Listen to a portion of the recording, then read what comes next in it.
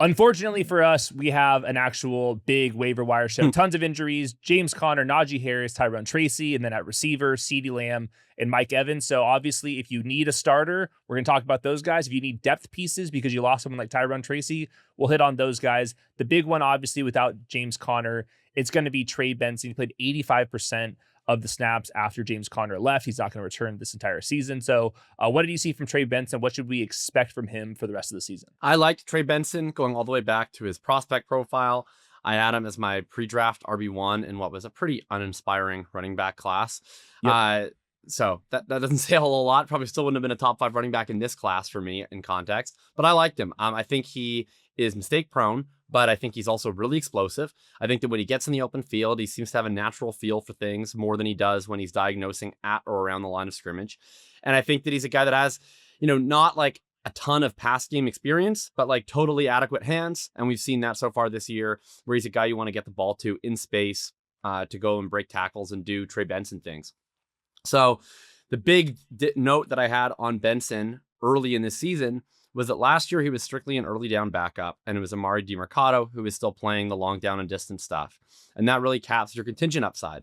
This year, Benson got that in addition to some early down work. And that's why he was playing way more snaps, even though Conner had pretty much the same snap rate that he's always had. You got to be really excited now about Trey Benson. You said 85% snaps after Conner went out last week. I wouldn't project 85 next week, but I'd project quite a bit. I think at an absolute baseline, he's going to have basically the role that Conner had in like 2023 when he was the undisputed workhorse.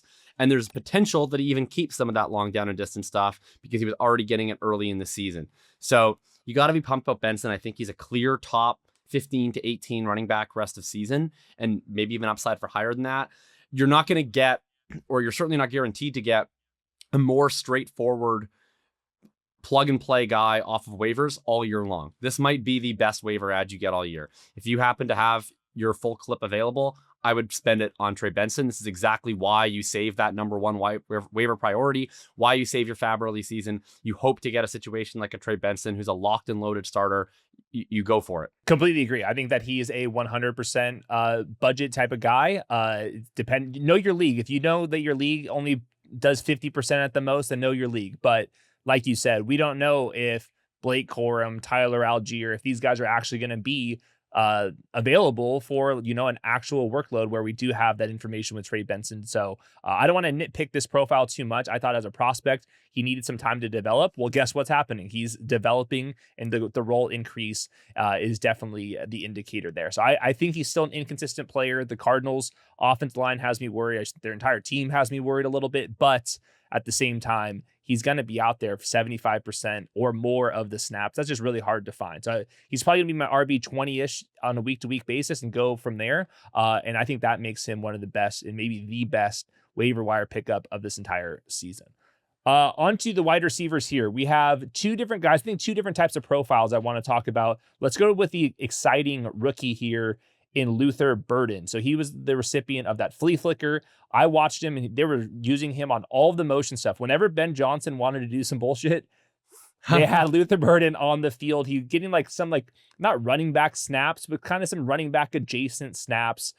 He's in a gadget role for right now, but that route rate continues to increase. And there's a guy on the field that we know that he can surpass at any moment. So explain the Luther Burden fascination across the industry. I mean, I just think we're talking about a guy who this time a year ago was viewed as potentially a top 5 asset in Devy. So you try to take like the long view profile, and it's really, really strong. This is a guy who was a true freshman breakout at Mizzou, was super productive throughout college, was probably underdrafted relative to his production profile. And I understand that there are concerns at the edges about how scalable some of his production or style of play stuff is at the NFL level. I just don't really care about that in a redraft or waiver wire discussion format when the floor is kind of irrelevant to me on a Luther Burden. And his ceiling to me has always been exceptionally high, especially for a guy that was drafted in the early second round. You're also looking at this Bears offense. Olamide Zaccheaus was a huge part of the plan in week 1. I think he is somewhat declined in terms of how much of a focal point he is in the offense. That's kind of what we should expect from like a veteran who's a bit of a journeyman in that role. We've seen them clearly pretty unsatisfied, I think, with what they're getting out of the running back group, to the extent that they're doing all of this motion stuff with Luther Burden. He gets a double reverse. DJ Moore was just taking snaps as a straight up running back this week at times, which is like pretty wild to see. I love it. I like it too. I mean, I said, I think in the summer, I was like, what if the real solution is they just play DJ Moore at running back and then they have, a mix of 11 personnel or 12 personnel with their 2 receivers and their 2 tight ends. I think that would be the way to get their best 5 skill position players on the field at once. Are they going to do that for more than a handful of snaps a game? Probably not, but it's fun to see that they're already doing it. I'll also note too, they made a real concerted effort to get both rookies more involved this week. We didn't really see it because Colson Loveland exited the game in the second quarter with a hip injury, but he ran 3 routes. He was the first read target on all 3 routes this week. So he was a clear focal point. Burden, obviously, they did a designer play. They could have run that play for anybody on the flea flicker. They ran it for Luther Burden. They thought he was their most explosive, fastest player in their skill position group. I think that they're correct in that assessment. So I think you've got to be excited that you have an offense that's looking like it's improving, that's looking better. You have a player whose role is growing within that. You have a prospect pedigree to believe in. You want to get him on your team and have him, because I really do think he's going to be the number 1 spot on this show at some point this week, and you'd like to already have him. Yeah, I completely agree with all that. I think the framework here for redraft for me at wide receivers is there a path where in my weekly rankings, he's a top 40 player? And if the pathway to that is not very clear, then I really don't have any interest. With Luther Burden, if things kind of escalate, he absolutely has that pathway. I think that their intention with the Luther Burden selection was we can get him into the slot, or when DJ Moore leaves after this next year for contract reasons, then you have your full-time player on the outside, kind of flanker and in the slot as well. So I'm gaining more and more confidence every single time I watch Caleb with Ben Johnson. They're adding some new wrinkles to the offense. Caleb feels like he's just figuring things out. He's pulling the trigger a lot quicker nowadays. So I do like Luther Burden.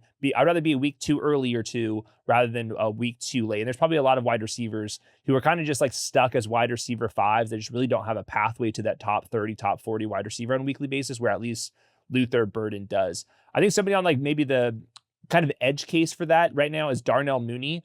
He comes back from injury. He's a full-time player for the most part. He had a lot of drops, but also had a lot of targets. We had this morning, they fired their wide receiver coach, which is like early to catch properly, or like, yeah, I mean, I don't know. What does firing a wide receiver coach do in the middle of the season? Like, of all the positions, it's not like he's like involved in the game planning all that extensively, is he? Like, you work for a team, I didn't. You tell me, but like, what is a wide receiver coach doing in week 4 that it's like, if we don't get this guy out of here, our whole season is never gonna recover? Like, how is he at fault? Well, unfortunately, my extent of working for a team included making marketing materials and doing the halftime show, so I couldn't tell you a whole lot there. But with Darnell Mooney last year, he was a top 30-ish wide receiver many times in my weekly rankings. I do think there's a pathway to that if the Falcons want hard to predict offense where they're way more run focused and they're not throwing the ball downfield very much at all with Michael Penix, who didn't get benched, but like all of a sudden I did see Kirk Cousins out there. So I like Darnell Mooney. He's just under our 50% cutoff that we're talking about here. Luther Burden versus Darnell Mooney. Would you have a lean if you can only pick up one of the two? It's a team dependent thing. Do you need to start someone next week? You're starting Darnell Mooney. Do you like your wide receivers and you're just looking for what if there's another upside piece off of my bench that can be a late season hammer? Think about a team like, let's say you have a team with like Ladd McConkey on it, or would be a great example of a player who, like, you're still starting him, and you're it's not like it's like he's a completely unstartable player, but you're probably not getting the ceiling that you thought you were getting when you drafted him. And so you're trying to think of outs of like, how do I down the line maybe get this type of ceiling from this slot in my lineup that I'm not really getting right now with my current configuration? Picking up Darnell Mooney does nothing for that problem. Like, starting Darnell Mooney over Ladd McConkey isn't really doing anything meaningful for you. But picking up Luther Burden, stashing him on the bench, and hey, maybe I have a guy who's projecting as like the wide receiver 13 late season because DJ Moore, Rome Odunze got hurt, and they have this super talented player and this very fun offense that has like pathways to ceiling for you. So it's team dependent. If it's you just had a wide receiver go down to, I don't know, did any wide receiver go down to injury this week? Not CeeDee Lamb and Mike Evans. I think you can play Darnell Mooney this next week. Perfect. This next week, throw him right in there. So to me, like, he's the best wide receiver pickup for this week, with the context of those two guys going down, I'm sure there's going to be other guys that pop up on the injury report as well. Juwan Jennings, maybe another player Yeah. where it's like, all of a sudden, like Darnell Mooney will probably be my wide receiver 41 this week. And I think that's going to be good enough where Luther is not. If you're the CD or Evans team, it's Mooney. If you're the I wish my wide receivers were a little better team, it's Burton. Okay. Yeah. Well said. We're going to do two running backs that we've talked about like a ton. It's the same profile. Tyler Allgeier, Blake Corum. It's the same thing. They're just like very clearly the RB2 on offenses that we want pieces of. Is there anything more that we can possibly say, or should we just keep it moving? No, think back to the first segment. What did we just talk about with Trey Benson? We just said spend all of your fab budget on Trey Benson. You know how you don't have to spend all your fab budget on Trey Benson? If you already had Trey Benson, I think we talked about him last week at the end of the show. Just have Tyler Allgeier or Blake Corum on your team now, especially if you're the team spending 100% of your fab on Trey Benson, because you're never going to be able to get Allgeier or Corum the week that Kyron Williams or Bijan goes out if you've just spent all your fab. If you're a team that spent your fab earlier in the year and you need that, make sure you do that. So you're going to make sure that you have those guys on your team already in position. Cut some of the fat off your roster if you can afford to, and get those upside bets in there. Okay, going down the list, and now we're like in fringe handcuff territory. Ollie Gordon did pop in. He had 2 goal line attempts early in the first quarter for Miami Dolphins. He could, like, in theory, be a tandem back to Devon Achane. I'm not sure if we want that many pieces in Miami right now, but what did you see from Ollie Gordon? And I know that he was also one of these Devy guys where if, the senior season didn't break that direction, that he would have been somebody that was probably going to be on path to being a top 5 running back in this class. Ollie Gordon, I think, was like Ollie Gordon and Luther Burden might have been the first 2 players off the board in Best Bowl Mania. They were up there. Maybe Tat was one. I don't know. They were in the top 5 in any case. So Ollie Gordon, fun prospect, a lot of production early, terrible season late, big dude, really big. He's big. And Devon Achane's not. So I thought people kind of lost their minds late in drafts with how far Ollie Gordon is being pushed up the board, to be honest. But he definitely looked much better week 3. My view on it was they looked at it as a short week game. They just had Achane play like 94% of snaps the previous week. They didn't want to do that twice in like a 5-day span, but they're also probably pretty curious of what Gordon would provide. So had Gordon not looked good, I would be guessing we'd be right back to Achane 90%, but he did look good. Legitimately broke tackles. He added an element on inside runs that Achane doesn't really. I think they're going to want to stick with that. I think we'll see him play nothing close to like the Mostert 2023 role. The Dolphins offense just also can't sustain. Yeah, they're nowhere near as good. 2023 role at this point in time. But I think we'll see him play, I don't know, similar to the role he just did, 25 to 30% of snaps. He might see 8 to 10 carries depending on game script. And he probably has a half a chance of being the back in there at the goal line. I don't think he's going to be like the dedicated goal line back. Achane's been pretty good on especially some of the pass game stuff they do inside the 10, but he'll have opportunities for sure. Yeah, he reminds me of Braylon Allen. So I think it's kind of the same tier where they're not my favorite handcuffs, but in the deep leagues, like these are the guys that might be available. And then maybe in your league, these guys would be really big pickups if something happened to Devon Achane. Chris Rodriguez, another like starter here, technically. Yeah. He was like kind of phased out of the game. He got some touches late, but it was largely Bill for the Commanders. They each had an inside the 5-yard line attempt. They got Jeremy McNichols involved a little bit. McNichols had, I think, the best run of the entire week. Did not expect that to happen. It ruled. But yeah, Chris Rodriguez, the Commanders are 28th in running back usage as a team, and then they cut that thing up multiple ways. So we had to list him because like every starting running back like probably should be on a fantasy team to some extent, but this might be the case where he's not a must pick up, but he's worth disgusting. Worth disgusting. Disgusting, yeah. Freudian slip right there. So basically what the Commanders did is they just carved the Eckler role in 2. They carved off the 3rd down 2-minute stuff. That went to Jeremy McNichols. And then they carved off I'm not really sure why we give the first 2 drives to a back that's not JCM, but then let JCM play most of the snaps after that role to Chris Rodriguez. Chris Rodriguez looked good. I think he's like a legitimately totally fine rusher. He's like, like a poor man's Tyler Allgeier to me. And I think he'll continue to look fine in any opportunities. JCM also looked quite good in his opportunities. And obviously McNichols had that ridiculous run. I just think it's a tough case to make because Rodriguez, similar to Bill, not a pass down back. So I think McNichols is going to continue to be like the strict long down and distance guy. I was hopeful that they would just squeeze that other part of the Eckler role between McNichols and Bill, and it would just be 2 guys rather than 3 guys. They seem intent on not doing that. But that means that Rodriguez, essentially, to be anything but what he is right now, has to take JCM's role. It's not impossible by any stretch of the imagination. But if you were to ask me who's more likely to increase their workload over time than decrease their workload over time, I would bet on the rookie over the veteran. So if you're saying the most likely scenario is that he has like a 35 to 40% of the team's touches and snaps, and he's probably a dog to keep that or grow from that, then you're not spending all that much, but he's certainly worth a stab. Yeah, I think like this is like 14-person league stuff or like really deep benches. I think he would get drafted in best ball if we were doing drafts right now in like 18 rounds, like at the very last pick. So I think that's kind of where we're at with him. 3 wide receivers pop up here. The trust level is low with all of them, but they're showing some signs of either, getting double-digit targets in a game or getting some downfield targets in a game. So you can do worse than these 3. So we'll go one by one. Parker Washington, somebody that you listed out in our notes here. Dyami Brown is dealing with a shoulder injury. We have not got any like clarity on the severity of that.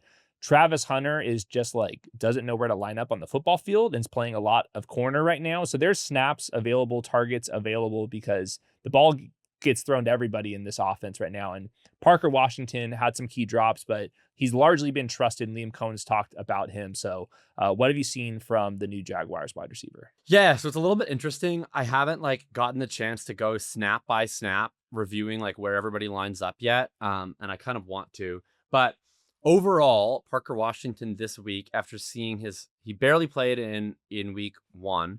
Then come week 2, he played, I think a little less than half the snaps. He plays 75% of the routes this week. Ran 33 of a total of 44 routes. He also led them in targets with 10. And he was very good in week 2, where he sort of played more once Hunter, because they had Thomas playing X, they had Brown playing Z, and Hunter was playing as a slot wide receiver in week 1. After Jerrion Jones gets hurt in week 2, Hunter starts to become a part-time slot receiver, and he's rotating specifically with Parker Washington in that role. Washington was great. He had like a 40-yard catch. He caught 3 other balls. Looked legitimately good. He gets an enhanced role this week, and Hunter starts playing basically part-time on both sides from jump. And then with Dyami going out, we sort of got this whole jumble where Tim Patrick was like his strict replacement, but he didn't replace him all the time. Like if you look at the routes, there's basically has to be some routes where it was a combination of Thomas, Washington, and Hunter on the field. I don't know how many of those that there actually were. But I think all in all, the slot wide receiver role in a Liam Cohen offense has historically been very valuable. Parker Washington right now seems to have most of it. And at the very least, he also has opportunities to seeing flanker reps if Hunter was to be a slot receiver. If I were designing the Jaguars offense personally, I would first off just hope that my first round pick, who is awesome in 2024, starts being good again. Then I would play Hunter outside more frequently. I thought you were talking about Travis Hunter on that last part. I was confused about which first round wide receiver you were talking that's about. True. Yeah, I would first off just hope that like Thomas, who I would have thought I could depend on, just like remembers he's a good receiver. Yes. Then I would play Hunter outside, however many snaps I wanted to play him. And then I would make Parker Washington my full-time slot. And if you wanted to limit Hunter's snaps, I would be like, Parker Washington, you're a big boy and you've played 3 years in the NFL. You can also play flanker on 30% of snaps if I want to bench Travis Hunter in 3 wide receiver sets. That's how I would run their offense. Enough Tim Patrick nonsense. And I think that ultimately Parker Washington showed more than Dyami Brown has, whether he's hurt or not, for the most part. So I think he's a guy that could have a piece. And if you're pessimistic on Hunter playing offense, if you think he's going to become a full-time defensive player at some point, if you're pessimistic on Brian Thomas, which like, I don't know what's going on, but he's played like total crap for 3 weeks. Yeah. So there's reasons to think Washington can kind of keep this going in the short term.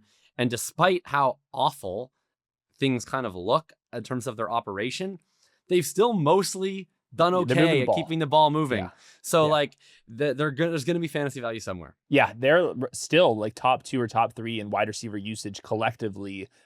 We haven't been able to sort out exactly where it's going. So yeah, I think Parker Washington is interesting for sure. We see the offense the exact same way. The next name, Tre Tucker. This is one that I wanted to bring up. He had, I think it was the 4th best wide receiver outing if you look at last year and this year. That's crazy. The other names is like Jamar Chase, obviously. I forget who the other two were, but they were studs. And then it's all of a sudden Tre Tucker. So I went back and watched all of it. And it's a bunch of the things that he did last year in terms of the route tree, big post routes, big crossing routes. The only difference this week was that Geno Smith wants to throw the ball down the field, where last year's Raiders team was inept at doing that. Obviously, they were also down by multiple scores, and obviously you just chuck the ball down the field, so that's a bonus. He got one screen, had a couple sitting in zone stuff. Bottom line, he's a full-time player, and through 3 games, he has a 20% target share. Is that going to hold? I don't think so. But if you're in a really deep league and like it's bye weeks and you've got injuries and you're like, who can have 80 yards and a touchdown this week? I absolutely think Tre Tucker is a part of that. He was doing that multiple times last season, and now he's got a quarterback upgrade, and they very clearly can't run the ball right now. So I find him interesting. I don't fully trust him. It's not like he was like just snapping dudes off and gets man coverage here, but he's out there for a lot of the snaps. And almost every single wide receiver with a 20% target share is rostered right now. He's pretty much the lone exception to that. So I just want to hit on him real quick. Yeah, I think he's a totally fun ad, especially in deeper leagues. He's going to be like a bye-week filler type, I think. Yeah, it's going to be really hard to predict where the production comes from. I think that probably his target share is a little inflated because Bowers has been dealing with this PCL injury the last 2 weeks, and he just does not look like the same player. I don't think, based on the doctors that have talked about it, they said he'd probably be limited for a few weeks, and then he's going to be A-okay. So assuming that we get, normal Brock Bowers instead of Brock Bowers with a big bulky brace on his leg, Brock Bowers by week 5, I think we see it consolidate a little bit back more towards him and Myers. But in the short term, especially if you lost CD, you lost Evans, Mooney isn't available, you're in a 14-team league, whatever it is, you just need someone who has a chance at hitting big for a touchdown, who's going to be on the field. Tre Tucker's going to be on the field. He has a chance of a touchdown. Yep, that's all we can ask for. Pretty similar at this point. Tyquan Thornton with the Chiefs. He's to me their best wide receiver right now. Like Hollywood has shown absolutely nothing. Juju hasn't shown anything in a long time here. I think that Xavier Worthy's probably going to play this week, and if it's not this week, it'll be the week after. And then shortly after that, we get Rashee Rice. But right now, Tyquan Thornton is like running the downfield routes, could get hit over the middle as well. And right now, Mahomes trusts nobody. And somehow, some way, Tyquan Thornton is like getting close to like the highest part of the trust tree right now. So I guess like Parker Washington, Tre Tucker, Tyquan Thornton, if you had to just say who's most likely to score the most fantasy points in the next 3 weeks, I got CeeDee Lamb and Mike Evans. I'm just trying to buy some time here between those 3. Which way would you go? Man, I think it's all I toss would ups. Go. Really. It is. They are all toss ups. I think I would go Parker 1, Thornton 2, and Tucker 3. But Thornton is really contained to that 3-week period that you just mentioned. I think he's pretty toast once Rice and Worthy are both back. Yeah, this is why we play best ball for these guys. You can't predict when they're going to have their big games, but I think these guys are live for that. Because we have a great Monday Night Football, we're going to go quickly here. That's enough of the additions. We didn't have any quarterback injuries and stuff that we have to pay attention to this week, so we'll skip that position. I tried to find some tight ends. It's bleak out there. It's the same guys we talked about. Hopefully you picked up Jawan Johnson or Harold Fannin. Those 2 are going to be the guys that you're going to want to be starting at those positions. So quickly on the drop list, I'll go with some of the running backs. Tank Bigsby, still 42% rostered. I don't get it. Caleb Johnson is trending downwards. He's still at 51%. Not a must drop by any capacity, but that's another week with absolutely nothing going on. And Jalen Warren's looked all right. Dylan Sampson, I mean, they've already killed our boy Dylan Sampson. Quinshon Judkins looks awesome, and he's basically not playing, so it's hard to score fantasy points. And then Braylon Allen at 54%. So I don't think that any of those guys need to be rostered. I would prefer all of the guys that we kind of mentioned today, the Blake Corums, Allgeiers, Trey Benson types, clearly over all those backs. And then some quarterbacks, J.J. McCarthy, who knows when they're going to play, and who knows if they want to play him, Trevor Lawrence, C.J. Stroud, and then I think they're not committing to it. Yeah, I have no idea. For a totally injury, there's nothing weird going on here. He's just injured, and there's nothing weird at all. And that's why we've said he's going to be out for 4 weeks for no particular reason. We didn't have to say that, but we did. We also made very clear he's not going to play this week in London. And we said we won't commit to him being a starter when he's back because it's not necessary for us to do so. And there's nothing to read into that at all. It's actually normal. It's very normal. It's so normal. I don't know why anyone's bringing this up. He's only like, what, the 10th overall pick. It's not a big deal. By the way, Sam Darnold's still balling. Daniel Jones, who also left. People forget, Daniel Jones also left. Two of the best stories at quarterback right now were Minnesota Vikings. That's beside the point. Trevor Lawrence, CJ Stroud, they just don't run enough. The offenses around them are so wonky. Don't trust them. And then Dak Prescott's at 96% rostered. I know he was going to be a stud, but you lose CeeDee Lamb. On top of that, we also got Booker, the right guard, who's a top 12th pick or whatever he was, and their center at this point. Both tackles are looking bad. That Dak Prescott environment that we're talking about, it's hard to imagine at this point. So I think it's gonna be good for Ferguson and Pickens, but the rest of these guys are gonna take a pretty big hit. So I don't think that you're gonna have to keep Dak Prescott around, especially like in the 8-person, 10-person league. I think that we're gonna find some pretty comparable quarterbacks moving forward. The other thing with Dak, I said this after the Parsons injury, there's a point of diminishing returns to how bad you want your defense to be. Like, it's one thing to need to be pushed, but like, it's another thing to just have a defense that's so incompetent that you never see the field. Like, you don't want to have situations where team goes on 7-minute drive, scores touchdown. You go 3 and out. Team goes on 7-minute drive, scores touchdown. First quarter's over. You have 0.08 points. Like, and then all of a sudden it's like, oh, good, I'm going to get my garbage time. And then you screw up a 1 garbage time drive or whatever. And then all of a sudden, oh, I'm down 24. There's 12 minutes to go. And they're putting in Joe Milton. Like you open up unnecessary downside. If your team is just spotting 35 on the board to the other team every week, you're not going to have time of possession. It makes it very difficult. So I agree with you on Dak Prescott. You don't have to drop him, but in a 1 quarterback league, there's probably more fun options out there. Like, I'd rather have Daniel Jones rest of season very easily than Dak Prescott. Yep, completely agree there. And even if it's not Dak Prescott, we can kind of stream this thing together and just play matchups. And there's plenty of quarterbacks that look like the quarterback 12 on a week-to-week basis. So in and out in under 30 minutes. That's because we got Lions and Ravens. Every Monday Night Football, we'll be over here discussing this. This was the biggest show of the season so far because of Trey Benson, but hit on plenty of other names. So what do you got over there on Thinking About Thinking? Yep, we'll have the Hitchhiker's Guide Sunday Drive up some point tomorrow, or if you're watching this on Tuesday, some point today, if it's not already up. We'll have the Dynasty rankings updated, of course, as always. We'll have the Streamer Stock Watch up on Saturday.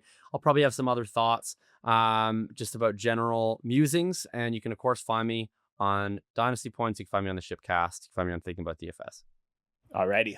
Promo code the show over on Underdog Fantasy, where you got new things hidden on the app like every single day. It's absolutely bananas over here. So make sure you're signed up. Promo code the show, specials galore, stats versus film tomorrow, rankings rest of the week. With that, subscribe, like, share with a friend. You know it. Fight on 4-0. Let's go.